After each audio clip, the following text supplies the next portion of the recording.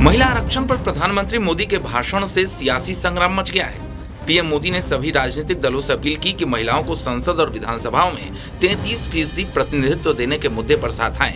यानी महिला आरक्षण को लेकर सरकार ने विपक्ष के सामने एक सीधी राजनीतिक चुनौती रख दी है।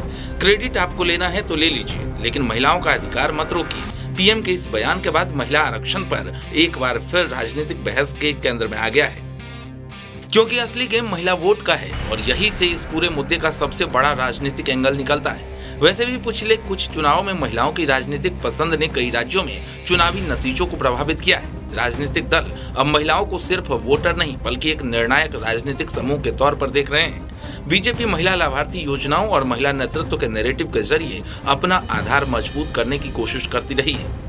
वहीं विपक्षी दल भी महिलाओं के लिए आर्थिक मदद, सामाजिक सुरक्षा और राजनीतिक हिस्सेदारी जैसे मुद्दों को तेजी से उठा रहे हैं। ऐसे में 33% राजनीतिक प्रतिनिधित्व का मुद्दा सीधे महिला वोटर की आकांक्षाओं से जुड़ सकता है, लेकिन लागू होने का रास्ता जनगणना और परिसीमन से जुड़ा है। कानून है, फिर अड़चन कहां?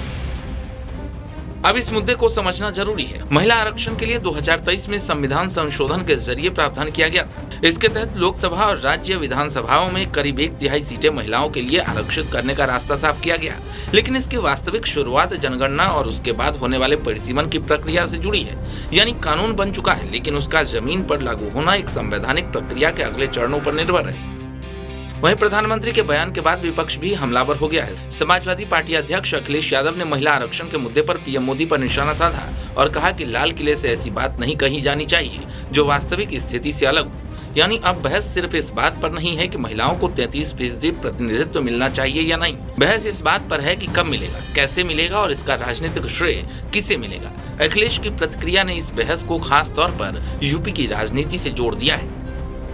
अब जरा इसे यूपी के नजरिए से देखिए। उत्तर प्रदेश में विधानसभा चुनाव 2027 में होने हैं और ठीक इसी दौर में महिला वोट को लेकर राजनीतिक दलों की सक्रियता बढ़ रही है। एक तरफ विपक्ष महिला वोटर्स को आर्थिक और सामाजिक योजनाओं के वादे से साधने की कोशिश कर रहा है। दूसरी तरफ बीजेपी महिला सशक्तिकरण और राजनीतिक प्रतिनिधित्व को बड़ा नैरेटिव बना सकती है। ऐसे में पीएम मोदी का लाल किले से महिला आरक्षण पर जोर देना सिर्फ संसद की बहस नहीं, 2027 की चुनावी पिच पर एक राजनीतिक संदेश माना जा सकता है। हालांकि इसे सीधे चुनावी घोषणा कहना सही नहीं होगा, लेकिन इतना जरूर है कि महिला वोट अब किसी भी बड़े चुनाव की रणनीति के केंद्र के बाहर नहीं है। वैसे भी लाल किले से पीएम मोदी ने महिला आरक्षण पर जो संदेश दिया, उसकी गूंज संसद से लेकर राज्यों की राजनीति तक सुनाई दे सकती है। 33% आरक्षण का सवाल अब सिर्फ महिला प्रतिनिधित्व का सवाल नहीं रह गया।